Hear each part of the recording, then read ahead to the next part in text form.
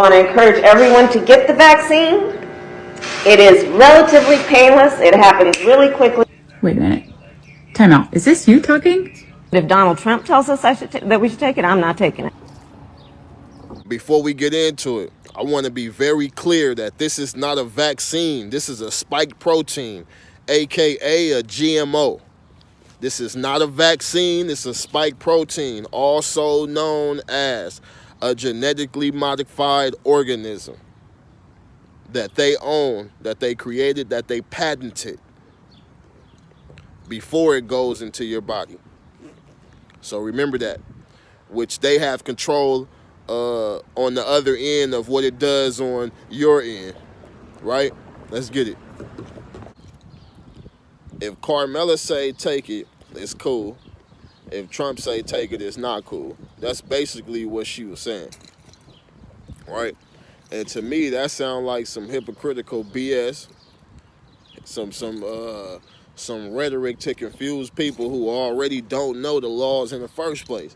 So now you confusing people, even you throwing off their brain even more, because we got you saying something that doesn't make sense. We got some person who is supposedly knowledgeable on the things that they're speaking of, which we know that's not true.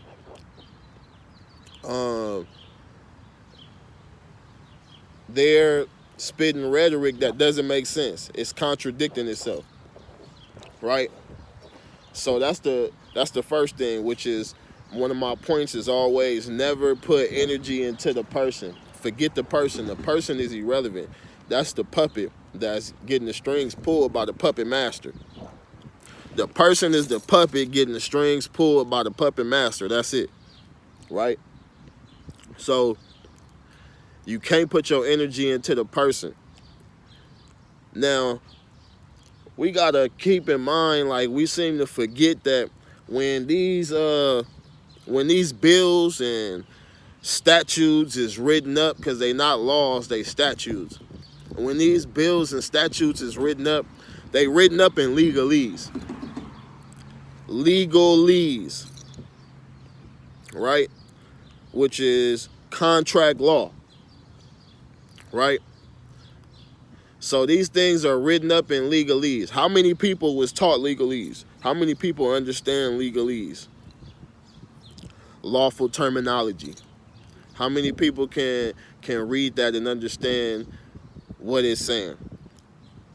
Most people can't, because we wasn't taught that, because these terms mean something totally different than what we think that they mean. So we fail to acknowledge these things, which is the reason why we always fall short when we think that we were supposed to receive something that we didn't receive. When in all naturality, they gave it to you. It just didn't look like how you thought it was going to look, because we didn't understand the terminology. We didn't get the terms. And that's our biggest issue. Don't put your belief and energy and faith into a person. Stand on your own square. You a woman, you a man. I'm a man. You know, we men out here. It's women out here. You feel me? Like, why would you put your life in somebody else's hands when you can control your own situation? You can control your own situation. Why put your life in somebody else's hands? They let you know you can control your own situation. They give you opportunity to be in control of your own situation and to not be subject to corporate citizenship, right? So look, next point. We don't have political power. We don't have a political standing. We don't have a political status. Why we don't have a political status? Because we claim to be U.S. corporate citizens. Now, contrary to popular belief, like, you don't have any rights. You got privileges that can be taken away. Look up the definition between privileges and rights. Privileges and birthrights. You have privileges. That's why if you when you get a license, you do something wrong, they'll take it from you. Yeah, you can drive without one, but if they catch you, then what? You ain't got no birthright to stand on to get you out of that, because you still using they instruments to identify yourself as Negro, Black, Colored, African American, along with the Social Security number and the birth certificate. So you can't have political power without having a nationality. You need to belong to a nation. Political power involves belonging to a nation. That's why nations meet together.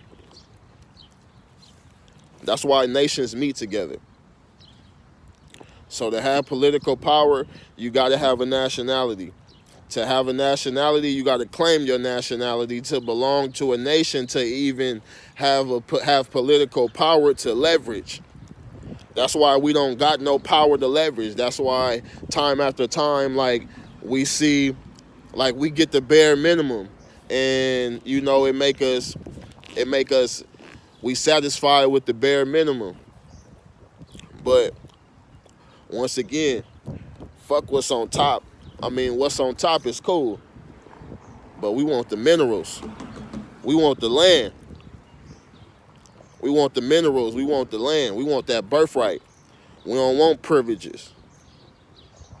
We're going to get that regardless with your birthright. You still going to get everything that you was going to get when you was a slave citizen with your birthright, plus more. Right? So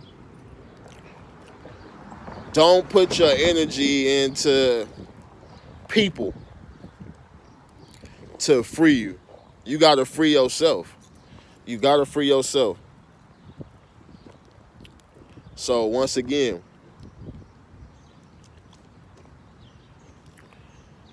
to have political power, you must have a nationality. To have a nationality, you must claim your nationality to belong to a nation, because only nations can leverage political power. Now, this ain't nothing that I made up. This is law.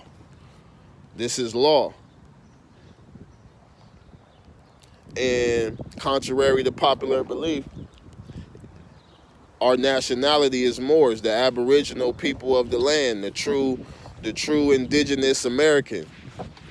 You feel me? This is all the Americas. We are the true people of the land. Now, some people might not want to acknowledge that, but the thing about that is what I learned is that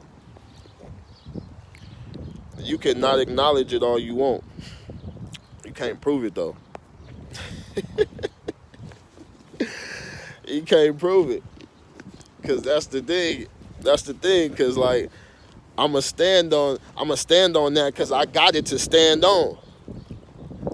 And when individuals rebuttal, and I'm not mad at you, because that's the training that we've been privy to.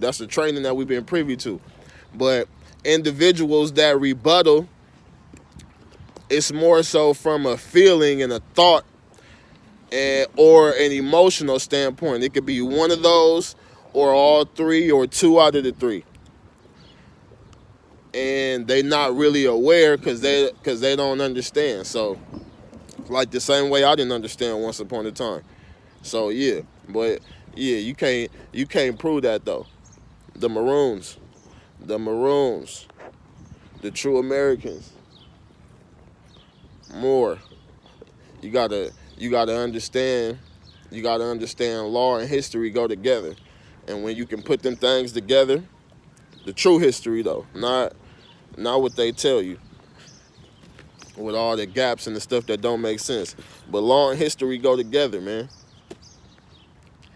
And once we grasp these concepts, we'll be able to move forward and take ourselves out of this mental, physical, spiritual, and emotional slavery. But stand on what you say, and only say what you can stand on, man. More. More. I don't care what people, what color, what culture. All Moors. All Moors. No matter what color, what people, what culture. And I ain't offending nobody. I'm giving you the facts.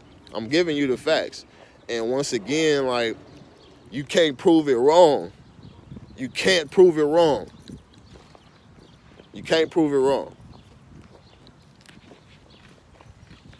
And if you think you can, then shoot. I'm open to it. I'm open to it respectfully. Cause I'm not like, this ain't about feelings with me. It's about facts. It's about standing on facts. That's it. It's not about how I feel or what I think. And it's not about how you feel and what you think. It's about what it is. So, with your great grandmama and your grandpa and all that stuff, like, no disrespect to that, that's cool.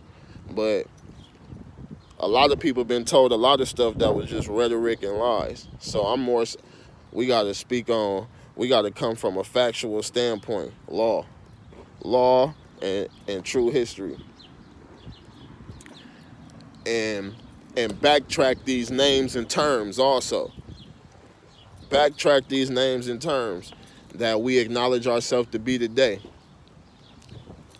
And then see the true correlation. And that's just the facts of it. But yeah, man. Stand on what you say and only say what you can stand on. Smack that like button. Smack that subscribe button. Comment and share this out. Let's get it.